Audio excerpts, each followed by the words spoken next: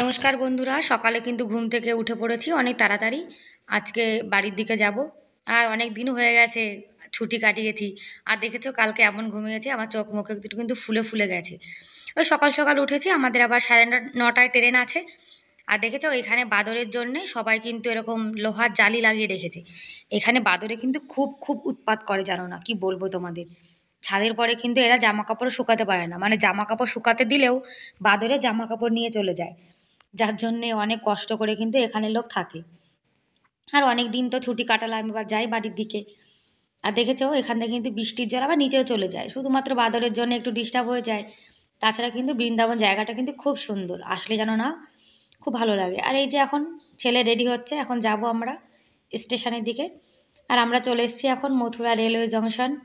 এখানে দেবকীনন্দন ঠাকুরজি মহারাজের দেখো একটা ফটো লাগানো রয়েছে।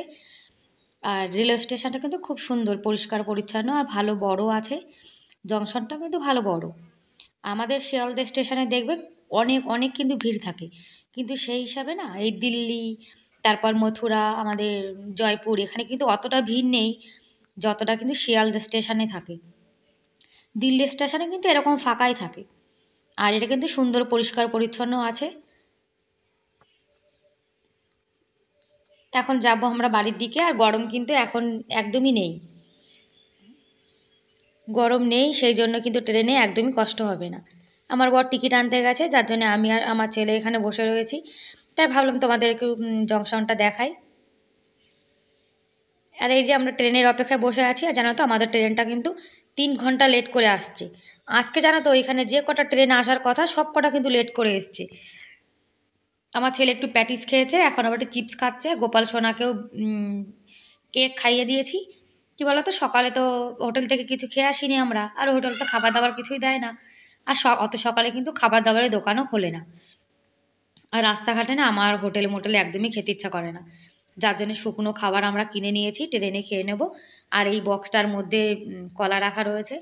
আর এই যে দেখো আমাদের ট্রেনটা কেমন। এটা কিন্তু প্যাসেঞ্জার ট্রেন, কিন্তু কলকাতার হিসাবে কিন্তু ট্রেনগুলো অনেকই আলাদা। আমাদের কলকাতা লোকাল ট্রেন দেখবে অন্যরকম হয় কিন্তু সিটগুলো। আর এখানে সিটগুলো দেখেছো কেমন হয়। আর এই ট্রেনে কিন্তু অতটা ভিড়ও হয় না। আর দেখেছো ওই দূরে যে ট্রেনটা রয়েছে ওর কিন্তু একটা মানে বগি পাটরি থেকে নিচে পড়ে গেছে। মানে ওর যে চাকাটা না, সেটা যে লোহার পাতটা থাকে ওর থেকে নিচে পড়ে গেছে। এখন সব লোকজন দাঁড়িয়ে রয়েছে, ঠিক করছে।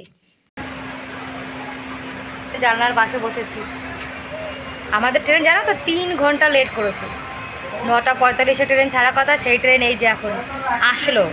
ছাড়া তো দূরের কথা, এই ট্রেন আসলো একটু আগে। আর আমরাই বসে রয়েছে এখন। এখন ট্রেনে আর কেউ নেই, আসবে লোক ধীরে ধীরে, তো আগে যাবে ট্রেন তত লোক আসবে। আর ট্রেনটা এত ভারী, যদি ট্রেন পাটরি থেকে এরকম পড়ে যায় তাহলে তুলতে কিন্তু অনেক সমস্যা। দেখেছো সব লোকজন কিন্তু এখানে জড়ো হয়ে গেছে। এখন হয়তো ক্রেন আনবে, তারপরে লাগাবে। এই ট্রেন নিয়ে কিন্তু এই একটা ঝামেলা। আর আমাদের ট্রেনও কিন্তু একটু পরেই ছেড়ে দেবে। এই ট্রেনটা নিচে পড়ে গেছে, যার জন্য কিন্তু দেখো সব লোক কিন্তু এক জায়গায় হয়ে গেছে। এখন ওনাদের মাথায় কিন্তু খুব টেনশন কাজ করছে। আর এই যে আমাদের ট্রেন এখন টুকটুক করে ছেড়ে দিয়েছে। আমরা এখন বাড়ির দিকে যাচ্ছি টুকটুক করে। আর অনেক দিন তো ছুটি কাটালাম, অনেক রেস্ট নিলাম। এখন আবার সেই পুরনো জীবনে ফিরে যেতে হবে। আর ট্রেনে জানো তো যদি ভিড় না থাকে তাহলে কিন্তু দেখবে একদমই কিন্তু কষ্ট মনে হয় না। আর এখন দেখো আমরা 3 জন রয়েছি, পরে কিন্তু আর 3-4 জনই আসবে।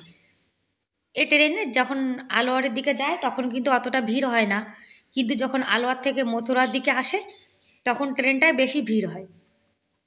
মথুরা থেকে আলোয়ারের দিকে লোক কিন্তু কম যায়, আর আলোয়ার থেকে লোকটা মথুরার দিকে একটু বেশি আসে। আর দেখেছো গমগুলো কেটে কেটে কি সুন্দর রেখে দিয়েছে, ধান গাছের মতোই কিন্তু হয় গম গাছগুলো। ইউপিতে কিন্তু গমটা ভালো হয়, আমাদের রাজস্থানে একটু কম হয়।